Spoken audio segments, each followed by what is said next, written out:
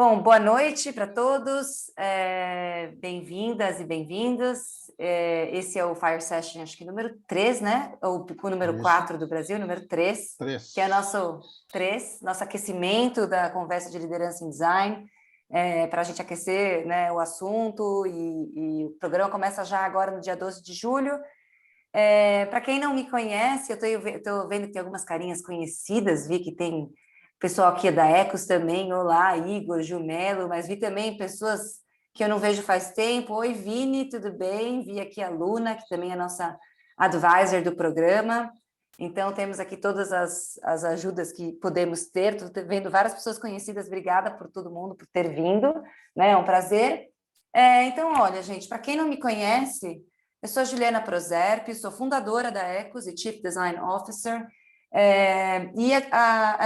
trabalho há muitos anos com design, sou formada pelo Hasso-Plattner Institute na D-School da Alemanha, também sou formada na School of Visual Arts e faz mais de 10 anos que trabalho com design thinking, inovação, design de futuros, serviços e produtos digitais. Então, é um prazer para mim estar aqui. Eu estou sediada na Austrália, em Sydney, né, há alguns anos já, então é de manhã bem cedo para mim, então, por favor, me aguente se eu estiver um pouco esquisita, porque está bem cedo. É um prazer também estar com todos esses panelistas, eu não conheço vários de vocês, é prazer. E vou apresentar aqui um pouco sobre o Design Leadership, né? Para quem nunca viu, antes de entrarmos aqui nesse assunto, para quem nunca viu e não conhece a Ecos é um laboratório de inovação dirigido pelo design. A gente tem 3 unidades de negócio, uma delas é a Escola Design Thinking, onde a gente tem diversos cursos de design e inovação. A outra é a Ecos Innovation Projects, onde a gente faz projetos de inovação, temos clientes como Google, Natura, Honda e vários outros. E temos também a Ecos Ventures, que a gente acelera algumas startups nossas, de educação, principalmente. Então, aqui eu vou contar um pouco para a gente iniciar o papo sobre o Design Leadership. Esse é o primeiro programa global da Ecos, onde a gente tem diversas regiões se unindo a esse programa.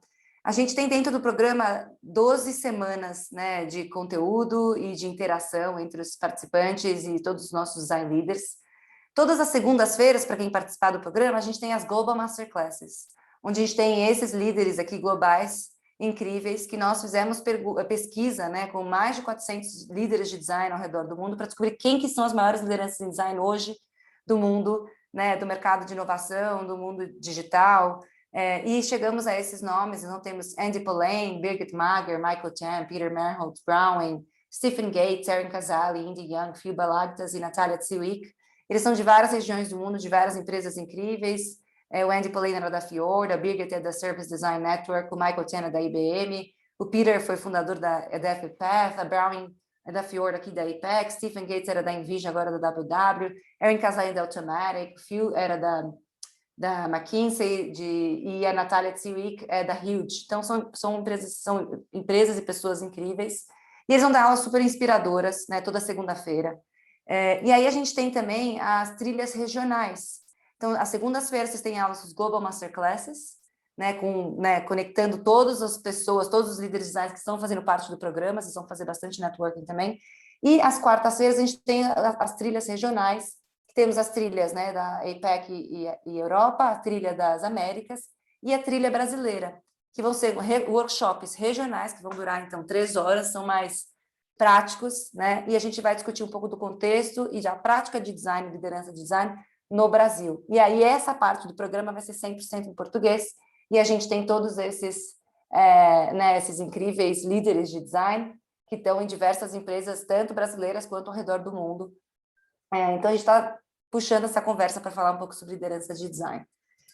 Então, gente, vou passar a palavra, depois a gente volta a falar do programa, mas vou passar a palavra para o Biratã. E lembrando, né, só que o curso começa no dia 12, então temos menos de 10 dias. Quem quiser se inscrever, faça-o agora, porque estamos começando em breve, temos as últimas vagas aí para preencher.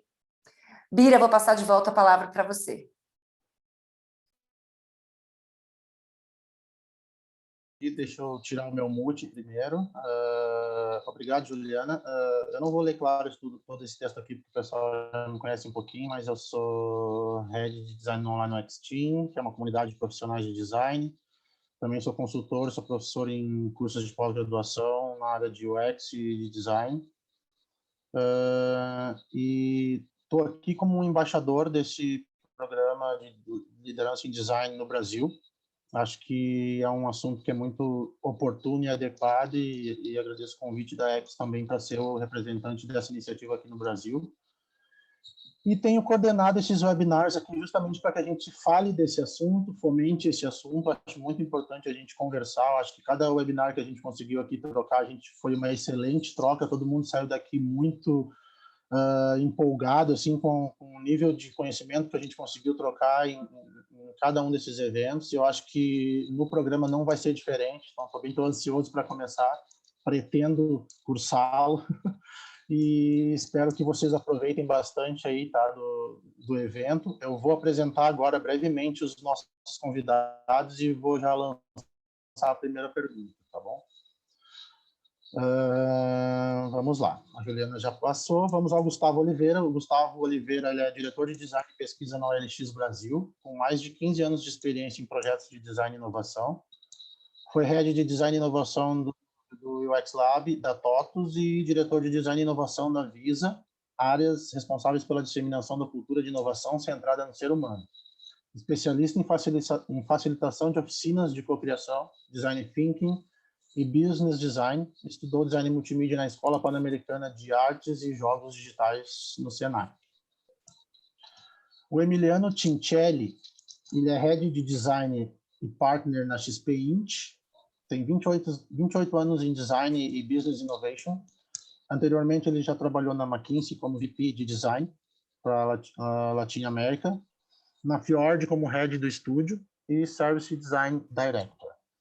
É um querido amigo que a gente já se cruzou aí nos meios acadêmicos e eventos e um grande estudioso e criativo da área de design digital, sempre disposto a participar desses eventos malucos que eu saio convidando as pessoas. O Josias, eu não sei se ele entrou. O Josias está por aí? Eu não sei, não sei se ele chegou. Tá por aí, Boa Josias? Noite. Josias, por favor, chegou. Legal, cara. O Josias é designer há mais de 20 anos, trabalhou no time de UX da Resultados Digitais, foi head de produto e design da Octadesk e hoje é líder de design na ThoughtWorks, além de ser autor do livro. Fala para nós aí. Design de produto. Design de produto, exatamente isso. Uma grande contribuição aí para a literatura brasileira nessa área de design. Acho que é uma coisa que a gente tem muito que fazer, é escrever a respeito do trabalho que a gente faz. Por último, meu querido e não menos importante, o J.R. Monteiro, líder de produto e design no Grupo Soma, atualmente à frente da estratégia de produtos digitais do Grupo Soma, que é um dos maiores grupos de moda do Brasil, abarcando mais de 10 marcas já, entre elas marcas gigantescas como a Farm, como a Hering, como a Foxton, Animale e entre outras. E esse trabalho dele vai desde apps, a sites de e-commerce, até produtos e serviços de back-office. E o Jota trabalha com UX e design de produtos digitais há mais de 15 anos, liderando projetos em startups, agências e times in-house. Então, esse é o nosso time de peso, acho que eu não esqueci ninguém, né? Todo mundo aqui, que vai debater o assunto do webinar de hoje, que o tema é gerenciamento de design. Como é que a gente gerencia design? O que é gerenciamento de design? Que a gente vai tentar trocar uma ideia sobre o que é esse termo e por que a gente está falando sobre isso hoje em dia. Tá? A gente vai fazer rodadas de perguntas e cada um vai ter 5 minutos para dar o seu parecer. Não necessariamente precisa usar os 5 minutos, mas fica à vontade para a gente trabalhar dentro desse espectro, só para ter tempo para todo mundo se manifestar. E, dito isto, e terminando o meu palavrório aqui, eu sou só o mediador, vou lançar a primeira pergunta e passar a palavra aos convidados, certo? Vamos lá. Fiquem à vontade para mandar mensagens e perguntas no chat também. A primeira pergunta, pessoal, que eu queria que os convidados prestassem bem atenção e trouxessem o seu parecer para a gente é o seguinte: qual a sua visão sobre o gerenciamento do design? Mas não é só a visão sobre o gerenciamento do design, por que vocês acham que precisa ser feito um gerenciamento de design? E quais os desafios envolvidos nesse processo de gerenciamento de design? Então, é uma pergunta bem complexa, tripla aqui, né, vamos dizer, mas, na verdade, é para que vocês tragam a visão de vocês sobre o que é o gerenciamento de design, por que isso precisa ser feito e o que são os desafios envolvidos nessa atividade. Então, eu vou passar a palavra aos meus convidados agora. Eu peço a Juliana, como ela está num fuso horário diferente, eu vou deixar para ela falar no final e não parecer um anticavalheiro aqui, tá? Porque, normalmente, Juliana, eu sempre peço para as damas falarem primeiro, mas eu vou te dar um relax para tomar um cafezinho. Vamos começar aqui com o Emiliano. Obrigada, Bira. Que está aqui na minha frente, na minha câmera, aqui eu vou chamar o Emiliano para falar sobre isso. Então, Emiliano, traz para nós a tua visão sobre gerenciamento de design, por favor. As honras aí, gente. Bom, obrigado, gente. Obrigado pelo convite como um todo, Bira. Obrigado pela ajuda aí a participar desses eventos malucos, como sempre. E, poxa, então, eu vi a pergunta nos últimos minutos aí, antes de entrar, obviamente, e eu acho que a gente precisa primeiro contextualizar um pouco, né? Uma pergunta muito ampla, né? Que tipo de design, como, aonde. Então, eu trago aqui um pouco uma perspectiva de design em business, né? Então, design dentro de uma organização, trabalhando em escala, com várias frentes, onde isso cria uma certa complexidade. Não que menores startups ou estúdios ou coisas desse tipo não tenham complexidade, mas aqui eu vou trazer algumas das minhas experiências ligadas mais ao mundo de business em escala, tá? Então, acho que o que é o gerenciamento de design em business, né? Principalmente quando a gente vê a disciplina do design, né, pegando cada vez mais corpo, sendo cada vez mais relevante, né, no business hoje, acho que é importante a gente sempre identificar quais são as principais interseções, né, entre design e negócio. E tem várias, tá? Então, o mais clássico, obviamente, UX dentro de produtos digitais, design thinking dentro de business development, mas o mesmo design system com arquitetura de software. Então, uma série de elementos, né, research com estratégia, a gente vai identificando onde essas interseções são mais fortes, né? E ali eu acho que é onde a gente precisa gerenciar, tá? Então, gerenciar design dentro dessas interseções é onde, né, em uma vista em escala, a gente precisa dar foco, né? E também depois a gente tem que olhar para os níveis, né, de atuação. Poxa, níveis executivos, VP, CDOs, né, os funcionais, os nossos heads, nossos managers, e assim como a equipe como um todo também, né, liderança. E a gente às vezes fala, liderança em design. Eu acredito que se você é um designer e você representa design dentro do seu núcleo multidisciplinar, você precisa ser um líder. Não é que você precisa, mas é importante ter uma atitude de representar o design, né? Então, precisa ter uma postura desse tipo, tá? E por quê? Porque eu acho, como eu falei, né, design sendo uma das disciplinas mais relevantes, né, nos últimos decênios, eu acho, nas últimas décadas. Desculpem meu português, tá? Eu sou italiano e ainda enfio umas palavras em inglês e outras línguas no meio dos meus discursos, tá? E então eu acho que, né, fundamentalmente, o design é uma nova disciplina. E ele tem um role, né, meio velado, que é uma postura de onde o design precisa ajudar a empresa a estar sempre pensando no impacto ao longo termo sobre as pessoas por as quais a gente está servindo, a gente está trabalhando, né? Então, não só o nosso cliente, mas nossos colaboradores, a nossa marca como um todo, né? A nossa empresa como um todo. Não sei se foi o suficiente, mas para não entrar nas próximas perguntas, acho que esse é uma intro aí para a gente conversar. Não, legal, eu captei alguns pontos importantes que tu falou, né, na questão de gerenciar relações, de dar foco, na questão de níveis de atuação, acho que é bem por aí, acho que a questão de gerenciar o design muitas vezes é gerenciar relações, né? Passar a palavra para o Gustavo Oliveira, para ele nos falar, então, qual a tua visão, Gustavo, sobre gerenciamento de design? O que pega para você? Não, legal. Eu gostei bastante do que o Emiliano trouxe, essa parte do negócio, né? Todo mundo fala comigo, eu falo, não, pô, Gustavo, Gustavo fala negócio de novo, né? Eu acho que no final do dia, as empresas fazem negócio muito mais tempo do que a gente faz design, né? Então, acho que esse é um ponto importante. E aí, se a gente não entender de negócio, eu gosto muito de, talvez, ao invés de falar de gerenciamento de design, talvez a gente falar de gerenciamento de negócios através do design.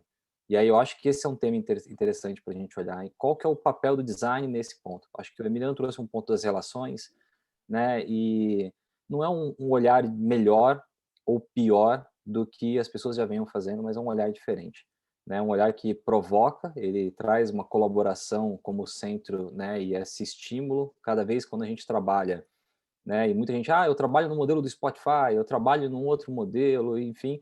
E aí você tem silos, você monta, e aí o design ele vem para quebrar esses silos, ele coloca, né?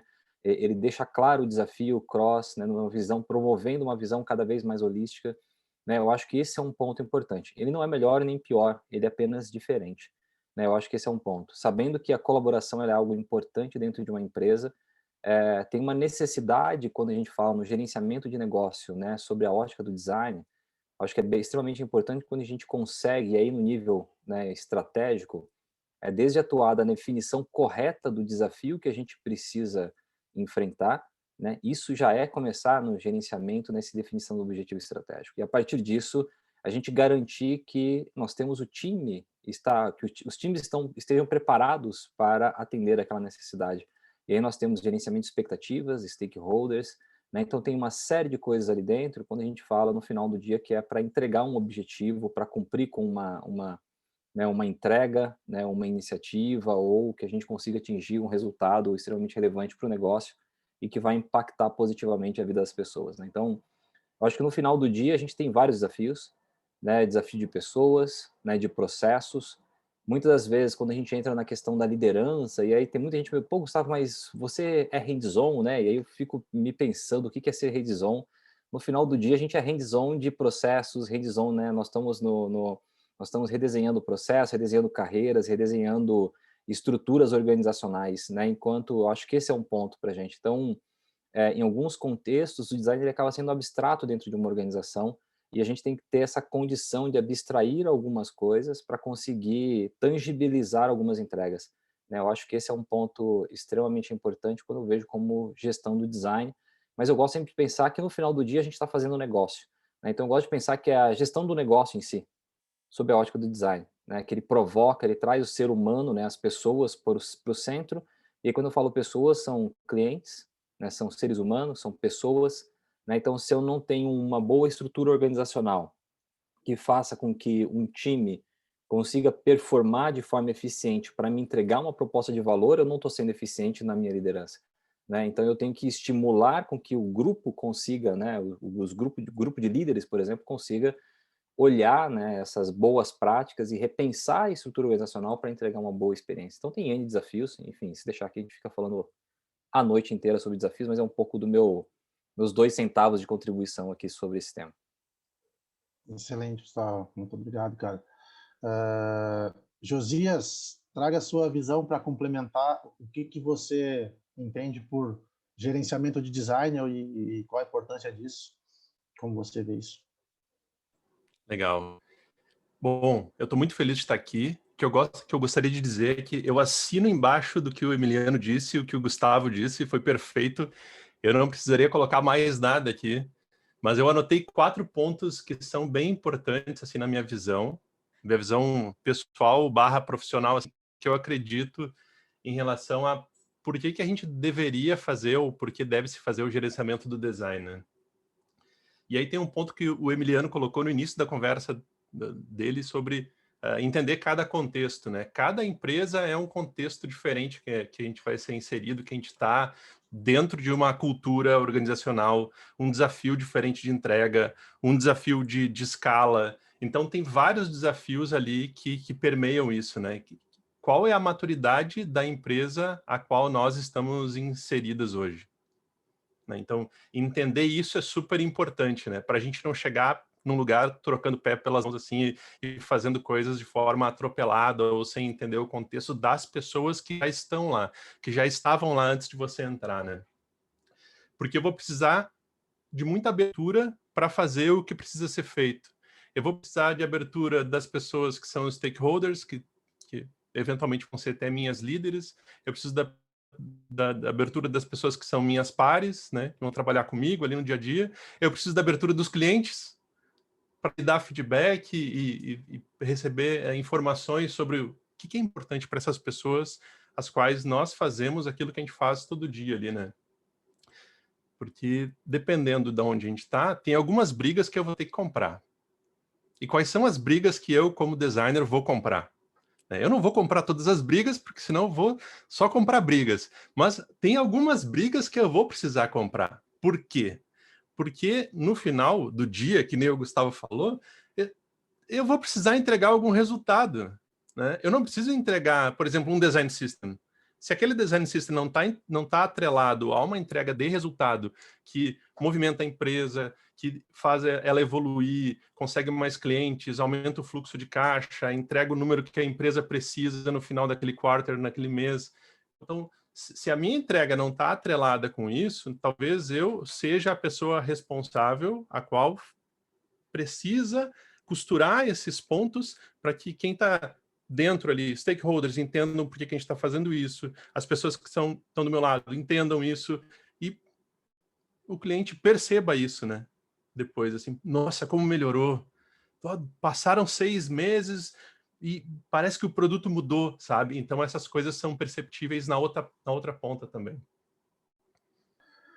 Legal, Josias. Excelente ponto, cara. Trazer a visão, Jota.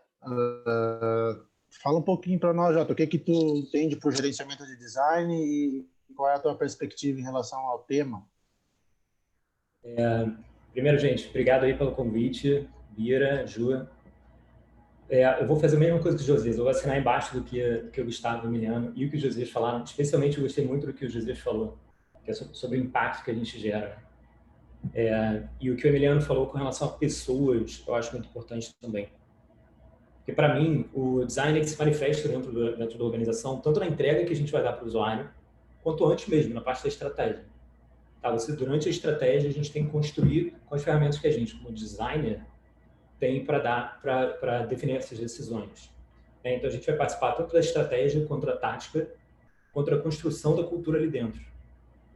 E, para não entrar muito no detalhe dessa parte que meus colegas já falaram, eu acho que, se você me perguntar qual é a minha visão de gerenciamento de design, é a gente saber ter impacto dentro da empresa de forma mensurável.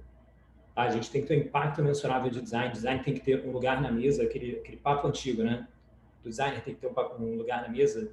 Ele tem que ter um lugar na mesa mesmo quando ele não estiver presente. Tá? Então, o design tem que se estabelecer dentro da empresa como uma condição para a estratégia. Ela não é uma camada que você pode colocar depois de estratégia. É uma condição para a estratégia. Então, quando o designer não estiver ali, alguém tem que chamar, porque a gente não consegue tomar uma decisão sem a gente ter esse ponto de vista. Eu acho isso super importante. E aí, o que eu acho que a gente deveria construir como liderança de design vai além disso. Isso é o básico para mim, tá? Isso, na minha opinião, é o básico para a gente definir que a gente tem uma maturidade. Para a gente dizer que a gente teve sucesso, eu acho que o grande marco de sucesso para mim é a gente criar uma cultura. É uma cultura tanto para as pessoas que estão dentro darem esse valor para design, quanto para as pessoas que estão fora quererem trabalhar do jeito que essa empresa trabalha. Porque o jeito de que cada empresa trabalha, todos os seus métodos, processos, até as pessoas que a gente contrata, são informados pelas particularidades que a gente tem de cada produto.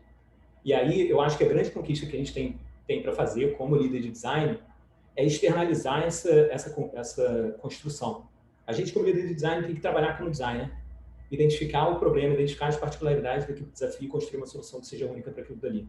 E esses processos, essa cultura, princípios, valores, é uma coisa que eu acho que é a manifestação final do designer dentro da cultura da empresa.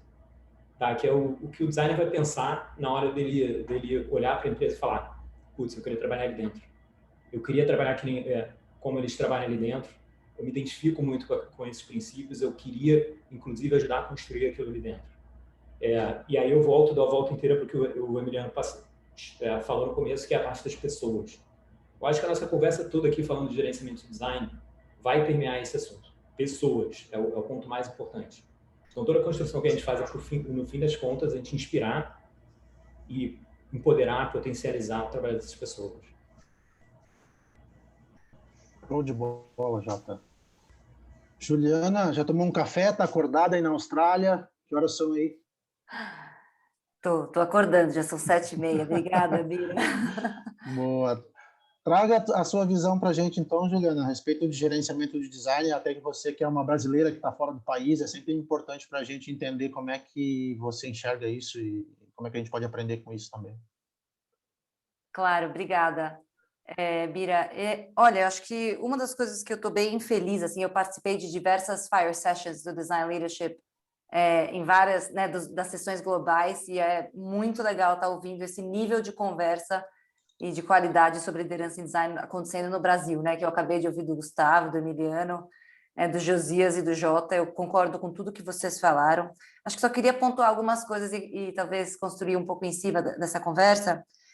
Eu acho que a gente está falando de gerenciamento de design e liderança em design, que às vezes eles são assuntos e temas intercambiáveis, mas eles não são exatamente a mesma coisa, ao meu ver, tá?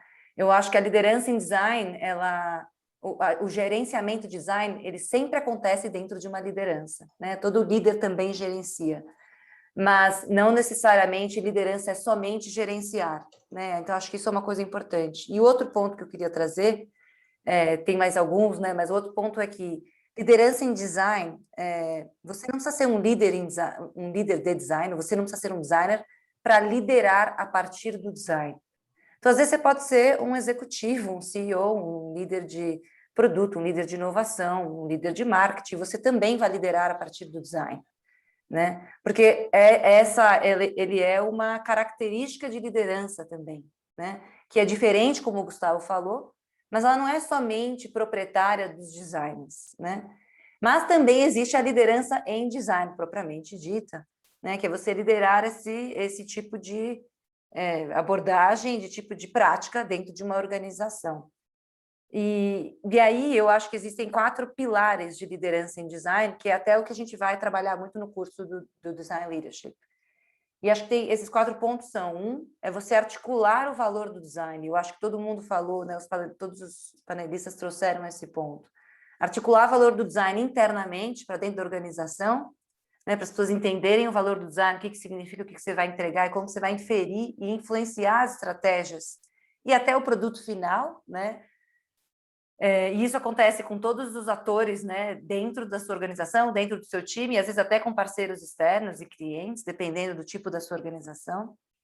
Depois, acho que, ao meu ver, tem a parte mais do gerenciamento do design, que está ligado às operações, aos processos, ao gerenciamento de time, a dar feedback para o seu time, a criar o sistema organizacional, o design organizacional, como a organização e como o time, né, se coloca naquele lugar. Depois a gente tem o terceiro pilar, que é chegar até a última milha do design, chegar até o impacto final do design, que eu acho que toda liderança e todo líder de design deve se preocupar com isso, que é a qualidade, né, da entrega, e não só a qualidade da entrega, mas sim o impacto no negócio, que é um pouco do que o Jota falou, do resultado que você vai entregar, quais são os resultados que você entrega, e a qualidade da sua entrega do design em todas as ordens, em todas as camadas do design, né? Que é do design de interação, do design de sistemas, do design de modelo de negócio, enfim, né? Até a última ponta da tangibilidade, às vezes, do produto, serviço ou visual até. E acho que, por último, um dos grandes pilares, né, da liderança em design é essa construção e uma visão estratégica e construção de visões de futuro. Se você é um executivo de design, você vai ter uma visão de futuro, talvez, de toda a organização, ou talvez, se você for um líder de design mais em relação ao seu produto, ao seu time. Então, são 4 pilares que são muito importantes, né? Que é a articulação do valor do design, as operações de gerenciamento, chegar até a última milha do design e, por último, a construção de visões de futuro. Então, acho que todos esses pilares são muito importantes para a liderança em design. E o gerenciamento de design, ele está dentro, né, dele. Ele é uma das coisas tão importantes para a gente conseguir chegar nos melhores resultados. Então, acho que são as minhas contribuições e construindo em cima do que todo mundo falou, porque eu acho que uma coisa está dentro da outra, mas não necessariamente são a mesma coisa, né? Eu queria só pontuar isso. Legal, Juliana. Nos outros eu também trouxe a minha opinião a respeito do tema, tá? Então até vou trazer, eu sempre tento ser um pouco mais objetivo. É claro que vocês falaram coisas que são super relevantes e eu concordo com tudo que foi falado. Então eu vou pegar bem os meus pontos objetivos aqui para entender, falar um pouquinho da minha visão também sobre gerenciamento de design.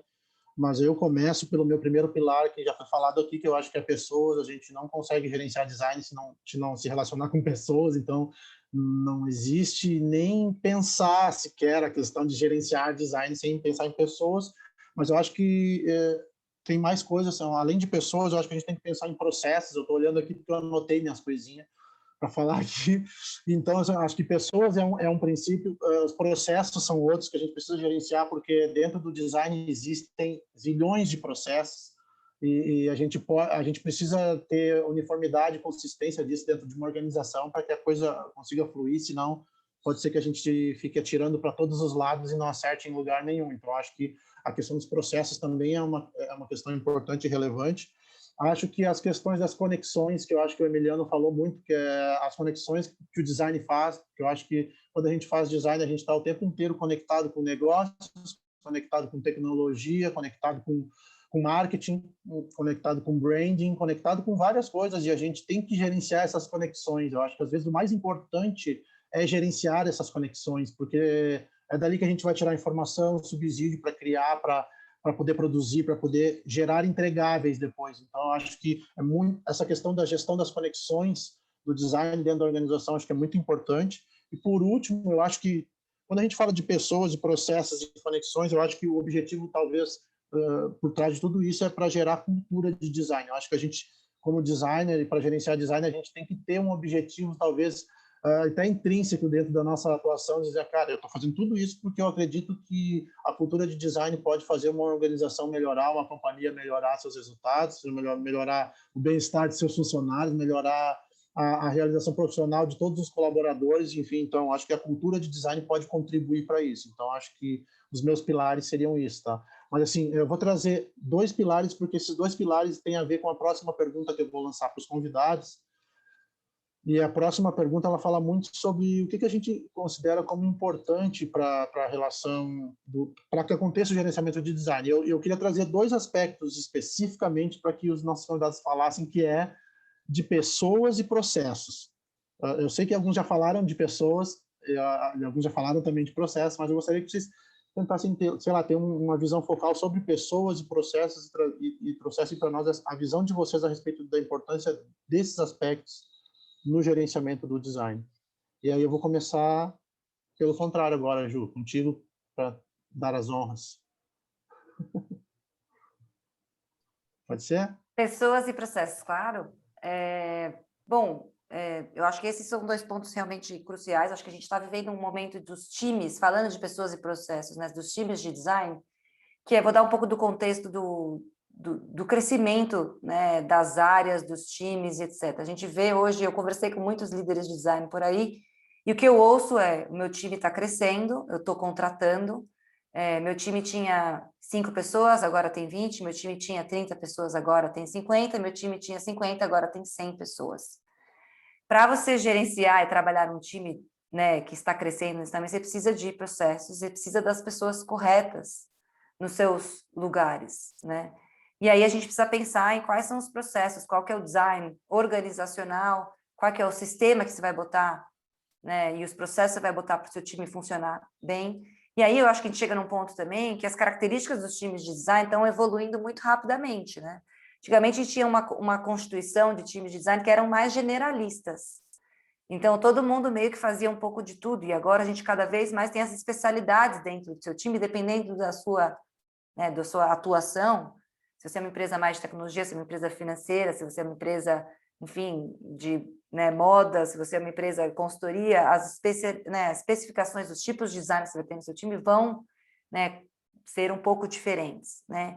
Eu acho que a gente tem um lance das pessoas também, que eu achei bem interessante, que a Natália Tsiwick até me falou ontem, que quando a gente está né, concorrendo muito com talentos, né? Então, hoje em dia é muito difícil contratar e muito difícil de manter os times de design, né? Porque a gente está tendo um crescimento muito grande e uma disputa muito grande por esses talentos, né? Não só dentro do Brasil, mas também por fora do Brasil. A gente está competindo globalmente, ainda mais nesse modelo de trabalho remoto, né? Então, como que a gente faz para manter essas pessoas em nosso time? Como que elas se mantêm criativas? Como elas se mantêm motivadas? Como elas se mantêm conectadas com a experiência, com a cultura do local e com o objetivo que a gente tem de negócio também lá dentro? Como que a gente desenvolve essas pessoas?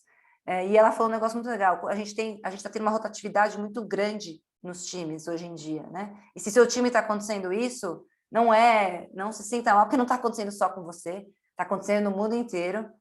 Todo mundo está tendo uma rotatividade muito rápida, tem muita competição, muita necessidade por aí. E ela falou, olha, normalmente quando a gente troca, né, tem uma troca de pessoas no time, a gente nunca vai substituir a pessoa. Eu achei muito legal isso que ela trouxe. Mas a gente vai substituir a posição.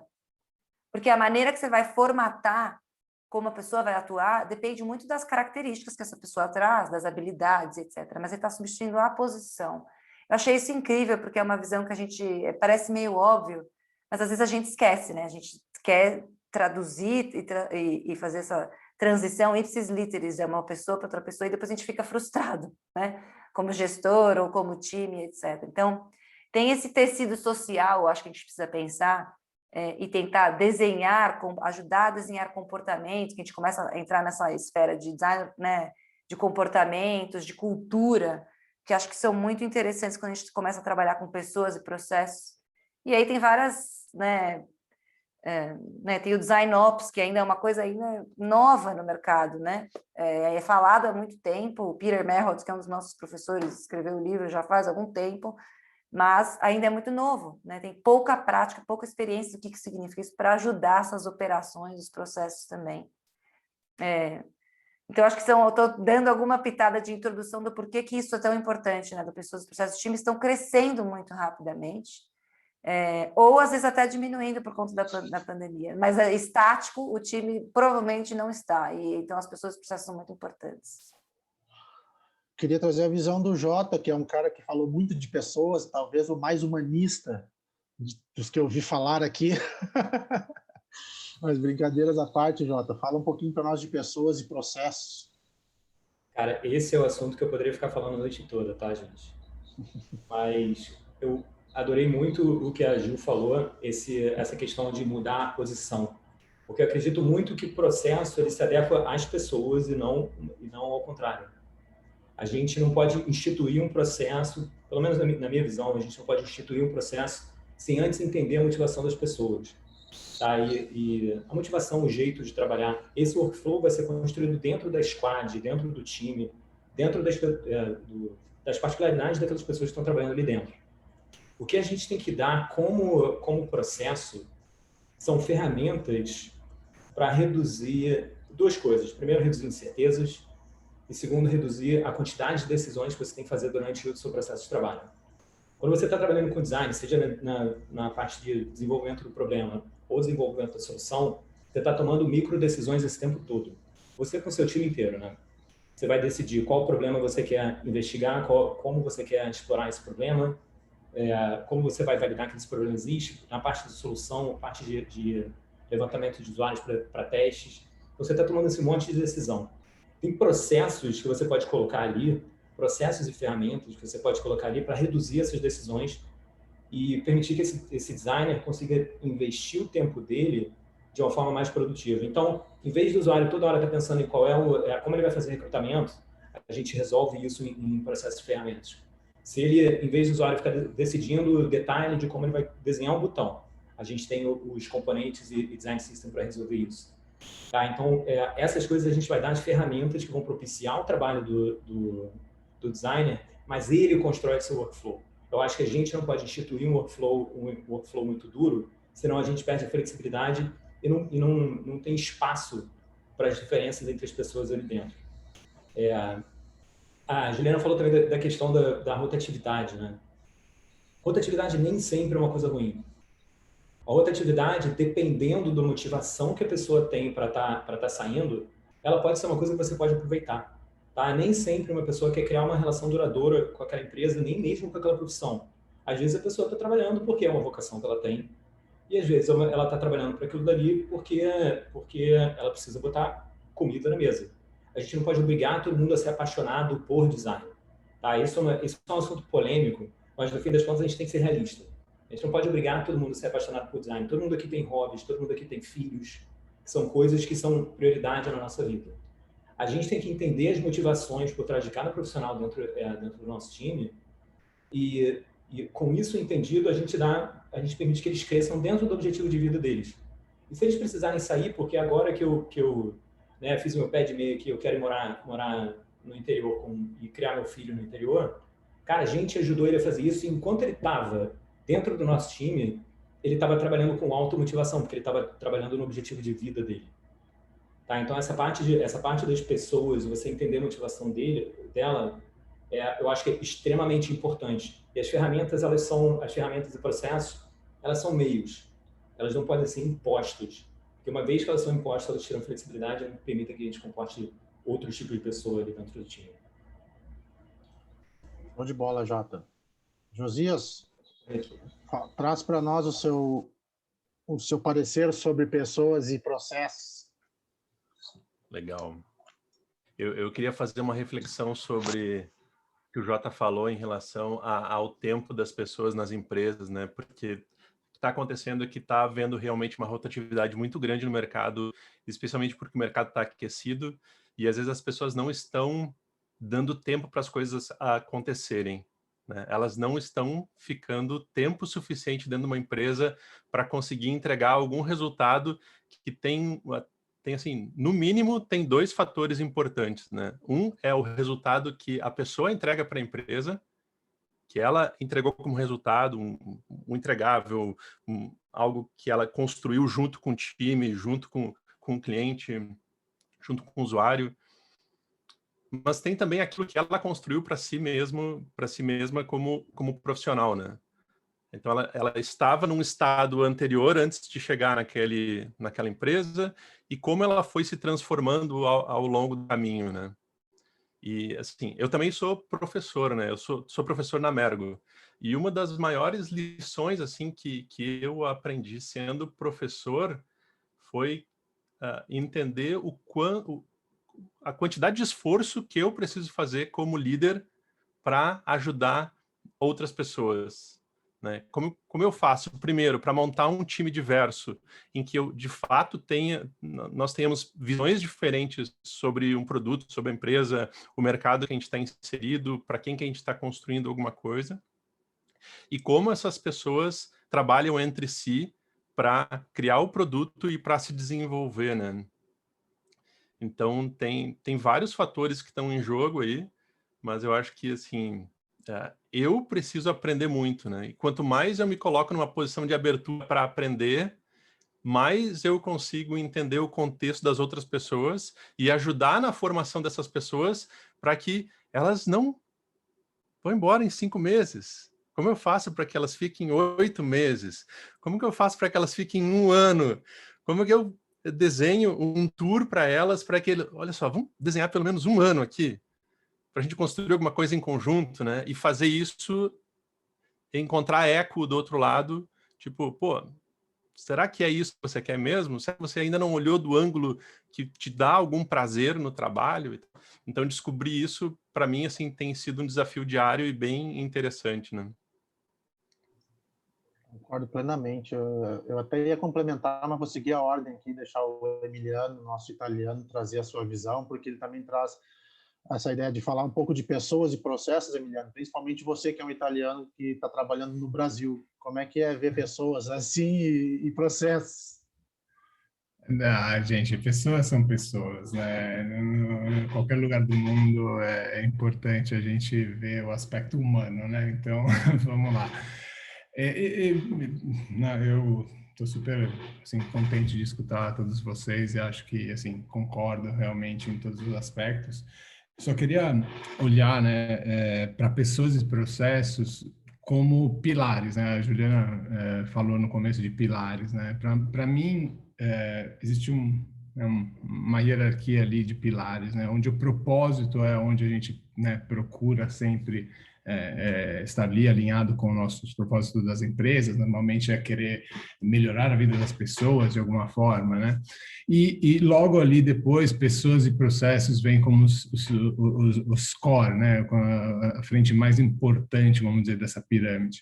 E ali na base temos nossas ferramentas, né? Temos nossas metas e ali toda a parte de analytics e tal, e comunicação, tá? Então ali as foundations, né? De como a gente usa isso para elevar o design da empresa.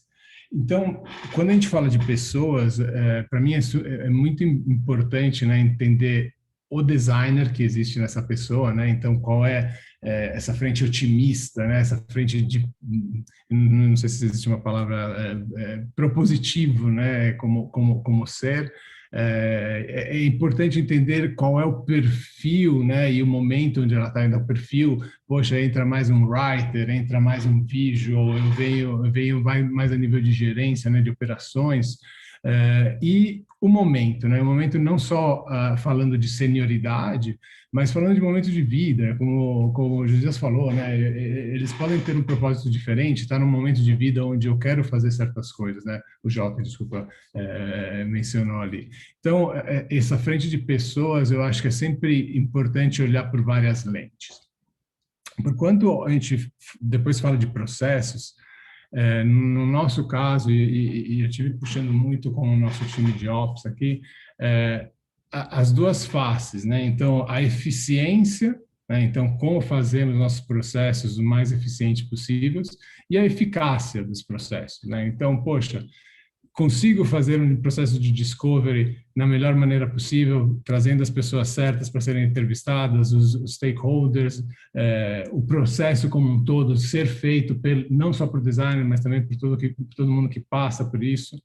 E do outro lado, a eficácia, né? Conseguimos achar o produto certo, validamos as necessidades do cliente nesse protótipo, nesse produto. Então, são duas frentes que os processos precisam sempre ter, né? São as lentes onde os processos precisam ver. O meu processo está sendo eficaz e está sendo eficiente, está sendo, né, to the point. Então, esse é um pouco o core da gerência, né, da parte de operações de design. E ali, como a gente falou, ferramenta é core do design, né? O design evoluiu desde quando a gente começou a imprimir coisas e assim as impressoras modificaram a maneira de fazer design, fotografia, digital. Então, vem de par passo, né? As ferramentas são um enabler para design. Metas, como a gente falou, a parte de data, né? Não só data, metas como objetivos, né? Os famosos OKRs, mas também toda a parte de como a gente mede, como a gente vê o return of investment, né? Das nossas ferramentas, dos nossos processos, e, obviamente, a comunicação, né? Então, como a gente traz isso internamente para a companhia, como a gente traz isso para fora da companhia, como a gente cria uma linguagem comum que seja inteligível para todo mundo, que seja, né, como a gente fala, acho que aqui entre nós, se a gente falar de algumas metodologias, cada um vai ter a própria, e no final são muito parecidas. Então, definir o que a gente está falando quando a gente fala de UX, quando a gente fala de design, quando a gente fala de discovery. Então, essa parte de comunicação, acho que segura depois, né, esses grandes pilares. E aí, Yubi, eu vou só antecipar a pergunta que você fez no coisa. Não sei se a gente pode, mas o que a gente tem que aprender com processos e pessoas, tá? E para mim existe um tema que a gente ainda não trouxe, mas é o valor da diversidade, tá? Puxando um pouco com a pergunta que você fez antes, tá? Então, a gente precisa entender e aprender o valor da diversidade nos times de design. A gente precisa saber e entender a trabalhar com times multidisciplinares, tá? Então, é o respeito do conhecimento do próximo. E a gente precisa muito entender o equilíbrio entre vida e trabalho, né? A saúde mental do nosso time, né? É um time, você tem que treinar essas pessoas para que elas estejam no melhor maneira possível, que elas possam, né, fazer esses 100 metros das Olimpíadas na melhor condição possível. E é muito a saúde mental, né, que joga, a meu ver, muito a favor para que isso aconteça. Show de bola, Emiliano.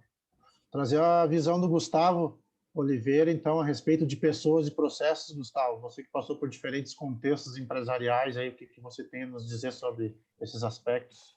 Boa. Eu acho que o que eu queria trazer é exatamente isso, assim, eu acho que muito da pessoa e processo está relacionado ao contexto que a gente está inserido, que já foi falado aqui, não, né, acho que não vale falar, mas a gente entende muito que é super comum, né, quando alguém chega e fala assim, eu tenho esse processo aqui, deu certo nesse local, eu vou implementar nesse outro. Né? A possibilidade disso acontecer, e a gente trata muito o processo como uma receitinha de bolo, né? Fala assim, não, meu Deus, eu tenho aqui o framework da ID, eu tenho o framework da não sei quem, de fulano, ou que eu vou aprender no... Isso não funciona. Assim, eu acho que uma coisa que eu não gosto muito o nome processo é importante, eu acho que, né, o processo do design, eu gosto de processo, né, mas eu acho que a gente tem que entender, aí para isso, né, eu gosto muito de olhar o seguinte, né, menos processo e menos dependência, assim, eu vou passar para Emiliano vai fazer um check, depois ele passa para o Jota, depois o Jota, depois vai passar para o Josias, e aí o Bira vai ver, depois é menos isso. Né? E mais que a gente gere aprendizado entre a gente, que a gente consiga se conectar de forma orgânica e que seja funcional. Eu acho que esse é o grande desafio quando a gente fala em escala. Né? E aí, para isso, tem uma frase que eu gosto muito do Atul Gawande, ele um médico e jornalista também, tem vários livros que falam sobre performance também, e ele fala muito sobre performance dentro de, né, imagina, num hospital, o que é muito louco. E ele fala uma frase que eu gosto muito, sim, que ele fala, né? Você não consegue criar uma receita para algo tão complicado como uma cirurgia. Então não é que assim, então agora você vai cortar, bisturi, puxa, porque na hora você não está muito preparado para as coisas, você tem que estar preparado para qualquer situação. E aí ele completa falando, em vez disso, você pode criar uma receita sobre como ter uma equipe que esteja preparada para o inesperado. Então acho que o nosso papel enquanto líder é preparar as equipes para que elas estejam prontas para responder rapidamente e aprender rapidamente, independente do contexto que ela está sendo colocada à prova. Né? Então isso, e aí esse é o ponto. Então, Gustavo, mas não precisa de processo? Precisa de processo. Mas aí tem que adequar o contexto. Se eu estou numa empresa que ela é feature-driven, eu vou ter um tipo de processo diferente e um tipo de pessoas diferentes para esse contexto. Se eu estou numa empresa muito mais voltada para, né, sei lá, business, eu vou ter uma empresa diferente, e cada um vai entender, e aí é o nosso papel enquanto líder, chegando nessa empresa, identificar o contexto, né, identificar onde eu estou sentado. Por exemplo, se eu tenho um time de design sentado numa cadeira abaixo de uma cadeira de tecnologia, eu tenho um setup diferente de processo, pessoas que ele vai ter que se adaptar àquele contexto. Então, formulinha de bolo não funciona muito. E aí eu gosto muito desse, né, de um contexto da improvisação também teatral, que eles falam o seguinte, né, que você precisa jogar com o que tem, né, joga com a melhor ferramenta que você tem. Então, assim, eu vejo muitas pessoas, Gustavo, minha empresa não funciona, eu queria implementar tal coisa. Eu falo, tudo bem, mas esquece um pouco por que você quer implementar aquilo e qual é o outcome que você quer com aquilo. Não, você quer, então, melhorar, então, talvez mudanças graduais. E aí isso vai mostrar um pouco do tipo de pessoas que você vai ter que trabalhar, né? Então, trazer esse perfil, né? Então, de fato, a gente está passando por um momento extremamente complexo de rotatividade alta. Isso está muito ligado à forma como o mercado tem né, demandas e tudo mais, mas como também a gente pode tratar esse alinhamento de expectativa. Muitas das vezes a gente, né, e aí eu gosto de olhar muito entre duas óticas, né? O repertório que a pessoa tem e o quanto a gente provê de autonomia para ela. Se ela tem baixíssimo repertório, com uma autonomia muito grande, ela vai ficar frustrada, porque ela não sabe o que ela vai fazer, ela precisa de direcionamento. E o contrário também é importante. Se eu tenho baixa autonomia para uma pessoa que tem muito repertório, ela vai falar, meu Deus, cara, estou aqui fazendo coisa que não faz sentido nenhum. Então, o nosso papel é garantir que a pessoa tenha autonomia suficiente para o repertório que ela tem. E aí, é o nosso papel enquanto líder direcionar esse caminho dentro das organizações. É definir processos que vão ser conectados, né, conectáveis, e não medir, porque as pessoas medem muito, eu acho que a palavrinha gerenciamento, ela remete muito àquele gerenciamento de produção. Fala assim, vamos lá, já foi 5 minutos, parabéns, vamos para o próximo 2 minutos, né? É gerenciar a atividade, não é isso. Né? É muito mais olhar o resultado do outcome do que de fato. Então a gente tem que dar liberdade para as pessoas, mas para quando a pessoa tem repertório para ter liberdade. Excelente, Gustavo. Até anotei aqui, cara, porque eu acho que essa questão repertório e autonomia, isso aí, se você não criou um instrumento de design com essa matriz repertório e autonomia, tu devia criar, porque isso aí é muito importante. Eu acho que resume de uma forma bem essencial assim, essa questão de você entender as pessoas que estão trabalhando com você e saber despertar o potencial de cada uma delas. Eu acho que isso aí é muito importante. Talvez eu vejo liderança hoje em dia como talvez a principal função da liderança é essa, que é empoderar pessoas. A gente empodera pessoas compartilhando conhecimento, entendendo elas, o repertório que elas têm, para colocar elas nos desafios adequados e poder vê-las render adequadamente, né? Porque rola essa adequação de repertório, com autonomia, um desafio, e a pessoa tem que gostar de estar inserida nesse contexto, né? Eu acho que, para fechar essa questão de pessoas e processos, trazendo a minha visão um pouquinho sobre isso, e vocês já falaram também coisas completamente relevantes, eu só acho que a questão de pessoas é importante. A gente precisa ter uma ideia de tempo. A questão de rotatividade foi muito falada aqui, e eu acho que é importante que as pessoas fiquem um tempo nas empresas para que elas possam passar por processos de design, por projetos, por desafios, mas que, além de passar por isso, elas também possam se projetar, elas possam projetar o seu futuro como profissional. E aí elas possam até entender, bom, será que eu vou ficar nesse lugar e eu vou conseguir crescer aqui, eu vou conseguir rumar para onde eu quero, ou eu simplesmente vou ficar aqui até aparecer a oportunidade que eu quiser, e quando ela chegar, ela sai. Isso é muito ruim para quem gere design, porque eu entendo que quem gere design entende que o processo demora tempo para ser construído. Não é uma coisa que se constrói da noite por dia, e não se constrói só trocando as peças. Saiu uma pessoa, bota outra pessoa no lugar. Não, isso é muito complexo. Às vezes, quando sai uma pessoa, parece que começa tudo de novo um processo.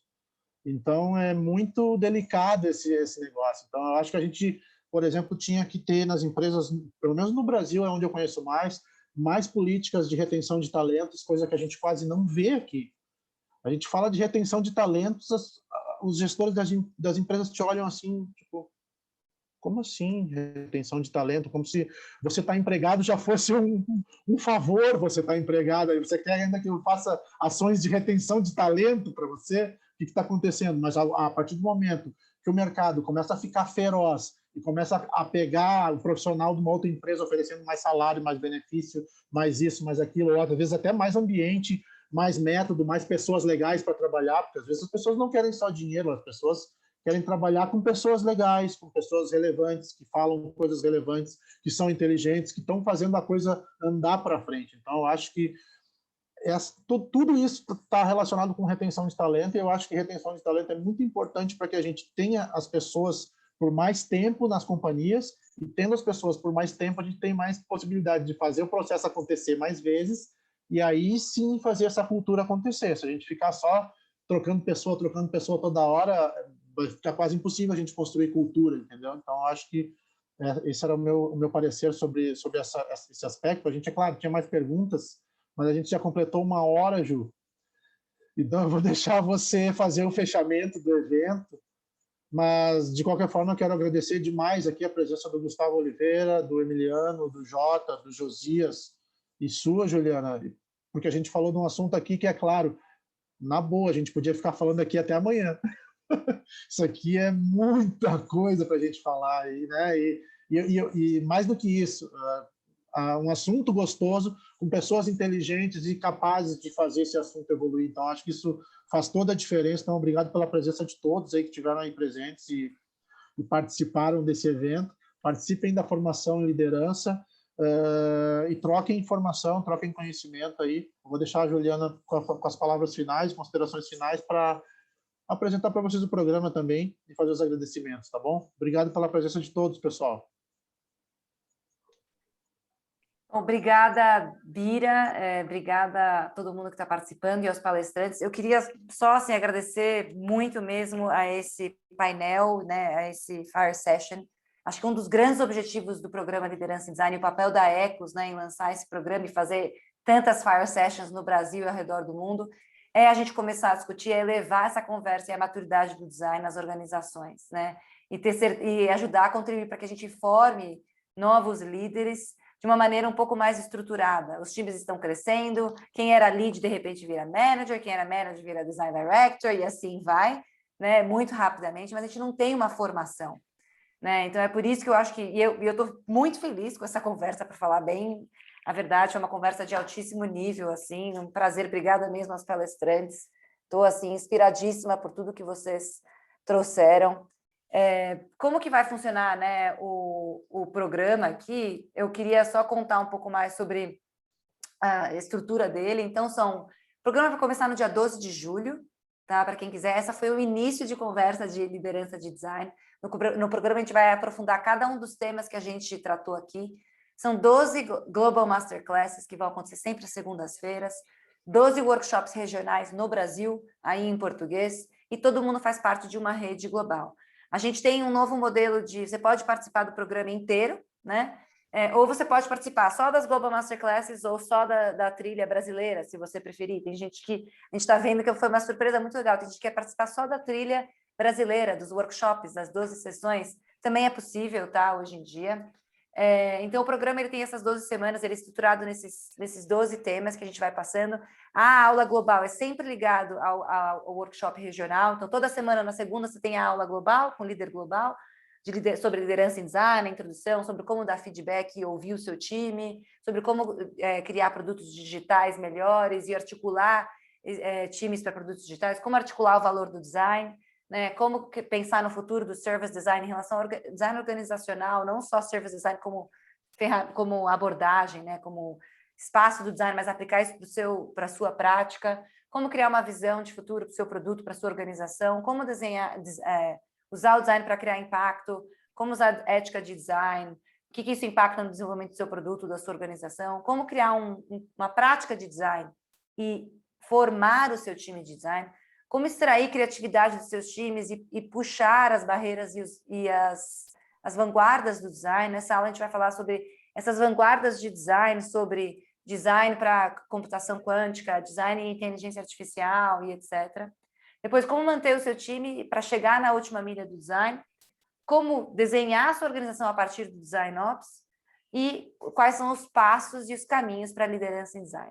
Toda segunda-feira tem aula com o Global Masterclass, que é uma aula mais inspiradora, com todo mundo do mundo inteiro vindo na mesma sala juntos. E aí, nas quartas-feiras, são as trilhas regionais, com um time um pouco menor só no Brasil, com os líderes regionais, que é uma coisa mais hands-on, mais prática. Então, a gente achou muito importante ter vamos dizer, esse balanço, esse equilíbrio entre as aulas globais e a prática regional. Porque o nível de maturidade de cada contexto, de cada lugar, é muito diferente. E a gente precisa desse networking também para a gente se conhecer como brasileiros, como pessoas de língua portuguesa que estão falando e estão praticando, né, o design, gerando times, liderando processos e etc. Então, aqui são todos os Global Masterclasses, né, que vocês viram já. Se vocês não conhecem essas pessoas, eu super recomendo de vocês irem atrás. São uma das maiores referências de design. É muito fera, assim, é uma honra estar com eles, de verdade, assim, são incríveis. Eu estou super ansiosa para começar a assistir. Eu estou aprendendo um monte também, né, durante esse programa, é uma honra mesmo fazer parte. Aí a gente tem aqui as trilhas, né? Vocês, como brasileiros, vocês podem, se quiser, escolherem fazer parte de outras trilhas, a não ser as brasileiras, é claro. Podem fazer parte da trilha que é aqui da Ásia-Pacífico e EMEA, que é a Europa, Middle East e África, ou podem fazer parte da trilha americana também, que são todas as Américas, né? Não só North America, não só América do Norte, mas América Hispânica, então a gente tem representação de todos os lugares. E aqui é a trilha brasileira em si, que vai ser em português.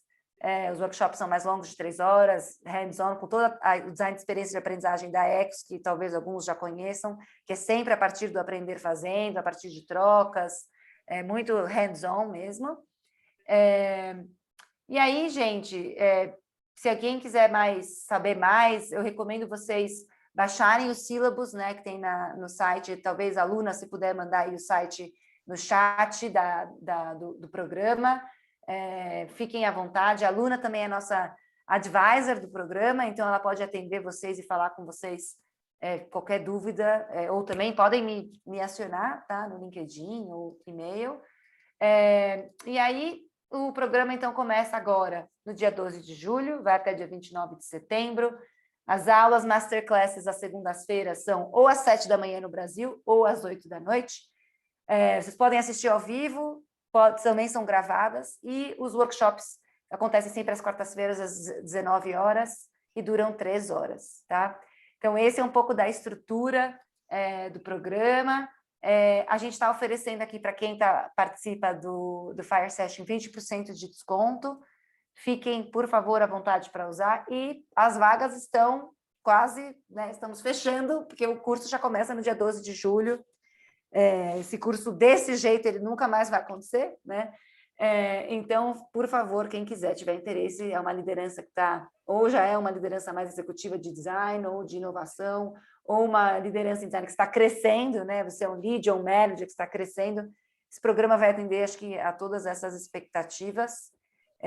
E a gente está bem, eu estou bem animada para começar, então sou super suspeita, é claro. Mas obrigada a todo mundo por terem participado. Não sei se os panelistas querem fazer uma amarração final, mas agradeço mesmo, porque é incrível assim, ver isso acontecendo. Eu vou fazer minha colocação final, que eu acho muito legal, uma frase de um livro aqui que eu estou relendo por conta de um projeto que estamos fazendo com o governo de New South Wales, que é uma honra aqui. Ele fala assim, ó, como a medicina, o design deve se mover de um lugar curativo para um lugar preventivo. E eu acho que a gente deveria fazer isso com o design mesmo, que a gente está trabalhando parar de só pensar em curar, mas começar a prevenir coisas. Acho que a gente está nesse momento. Então, vou passar para os outros fazerem, se quiserem, as suas falas finais aí. Legal. Deixa à vontade aí, pessoal, quem quiser falar, os convidados. Quer que eu chame? Vou chamar, então. Jota, fala aí, Jota. Gente, primeiro de tudo, deixa eu agradecer a vocês, porque essa é uma hora aqui passou voando, mas eu sinto que foi uma aula. Cara, tudo que eu ouvi de vocês aqui foi muito, muito incrível. Quero só frisar a parte que o Gustavo falou com relação à relação de autonomia e repertório. Que insight, cara. Muito bom mesmo. Eu acho que como o Bira falou, se você ainda não botou um nome nisso e patenteou isso daí, cara, instalou, resolveu um monte de questão que eu tenho no dia a dia aqui. Mais um ponto que eu acho interessante também que a gente falou, e só para encerrar, sem eu deixar de falar disso, a gente falou da questão de tempo na empresa, e tempo na empresa, tempo dentro de um produto é extremamente importante. E por mais que a gente queira dar liberdade para as pessoas trabalharem ali, como o Bira falou, acho que a parte de cultura, além da parte de cultura precisar de tempo para se desenvolver, quanto mais um designer trabalha no produto, mais ele ganha repertório com relação àquele produto e consegue inovar. Tá? Se a pessoa dorme e acorda pensando naquele produto, ela consegue inovar. Então, não querendo desdizer a parte que eu disse ali, com relação ao tempo de permanência, essa parte tem muito valor também, tá? Então, mais uma vez, obrigado, gente, cara. Obrigado pelos palestrantes, pelo conteúdo, achei incrível. E, bom, é isso. Valeu. Obrigadão, Jota. Emiliano, o italiano está ansioso. Não, eu tava me esquentando. Tava aqui para umas 3 horas. Não, aqui na conversa, pô, você me deixa dar um gostinho assim. Eu queria continuar aqui. Não, eu só queria realmente agradecer. Eu acho que, né, o fechamento aqui já foi bem falado. Então, só realmente agradecer e esperar de voltar aí a conversar com esse painel aqui de pessoas extraordinárias mesmo. Sempre aprendendo cada vez mais. Show de bola. Josias, está por aí ainda? Ou já saiu? Não, aí? Firme e forte. Manda o seu salve final, Josias. E me diga Boa. como adquirimos o seu livro. Coloquei o link ali no chat. Tive a petulância de colocar o link no chat ali, tá? Maravilhoso. Fechou. Legal. Então, eu vou ser muito breve. Além de agradecer e dizer que foi muito legal, realmente foi uma hora que passou voando, assim, quando a gente viu, acabou? Tem mais pergunta? Né? Foi muito legal, muito importante, assim, acho que para mim foi um momento único. Melhor do que isso, só se a gente tivesse ao vivo, presencial, assim, acho que seria mais incrível ainda. Mas, assim, o último recado que eu daria, assim, é para a gente sempre se lembrar que um dia a gente começou. Um dia a gente teve o primeiro dia em que nós fomos designers em algum lugar. E se a gente quer ser líder, a gente deveria ser o líder que a gente gostaria de ter tido como líder quando a gente começou, né? Então, acho que isso é bem importante. Assim, ser alguém que a gente gostaria de trabalhar quando a gente estivesse numa outra posição, assim. Então, isso é algo que eu guardo para mim, porque apesar da gente ter opiniões fortes e cobrar das pessoas e tal, a gente tem que ser muito humano e se lembrar que tudo tem um começo, né? Teve um momento que a gente começou, né? Ótimo, Josias. Eu acredito muito nisso, cara. Nessa questão aí de a gente ter uma referência, né, de liderança. Acho que isso é muito importante para quem lida com liderança. Gustavo, seu fechamento. Pô, quero agradecer apenas, assim, foi incrível. A gente sabe quando o papo é bom, quando passa muito rápido, você fala, caramba, era só 10 minutos, a gente tava falando agora de Verdade. 1 hora, né? Então, acho muito bom, quero agradecer aí. Eu acho que tem um amigo que sempre fala para mim, assim, que a gente tem uma responsabilidade no mercado, de uma certa forma, para quem está chegando, para quem já está há mais tempo, né? Quando a gente entra numa empresa, a gente leva o nome dessa empresa e isso assina, né? Assina alguns discursos que nós temos. Então, isso mostra um pouco da responsabilidade que a gente tem no mercado em si. Se o mercado hoje ele está mais maduro em design do que ontem, faz parte de todo mundo que está aqui dentro. E se ele tiver melhor amanhã, também é resultado do que a gente está fazendo aqui dentro. Então, todo mundo aqui tem essa responsabilidade. Eu acho que é o nosso papel enquanto profissionais, enquanto seres humanos, porque a gente sabe que nós fazemos coisas que impactam, né, vidas e transformam vidas, né? E nosso papel é a gente saber dessa responsabilidade que nós temos enquanto designers, enquanto líderes, enquanto profissionais dentro das empresas também. Então, quero agradecer, muito obrigado, sucesso para todo mundo. Perfeito, Gustavo. Não poderíamos ter um encerramento melhor aí. Obrigado à presença de todo mundo, pessoal, que veio e curtir essa troca de ideias aqui e pegar essas referências com a gente. Obrigado mesmo pela presença de todos. Fiquem atentos à divulgação aí da hashtag Design Leadership e do programa que vai estar acontecendo no mês que vem. Troquem informações, procurem a gente no LinkedIn, que a gente troca muita informação por lá. E mais uma vez, obrigado a todos os convidados aí que toparam esse convite de última hora e para a gente conversar sobre um assunto aqui tão cabuloso, como a gente fala, e ter sido uma conversa tão gostosa, tão agradável. Obrigado mesmo de coração a todos vocês. E ficamos por aqui. Até um próximo webinar, Fire Session, se tivermos um próximo. E nos falamos no meio digital e no presencial, quando for possível. Vacina para todos, viva o SUS, fiquem bem. Bira, obrigada, viu? Foi incrível. Obrigada pela organização. Foi muito bom, muito bom. Estou felizona aqui. Obrigada mesmo. Obrigada aos panelistas também. Eu vou conectar com todos vocês, que eu adorei o papo mesmo. Legal. Tchau, pessoal. Até mais. Obrigado, pessoal. Falou. Até mais. Tchau, tchau. Obrigada. Tchau, tchau.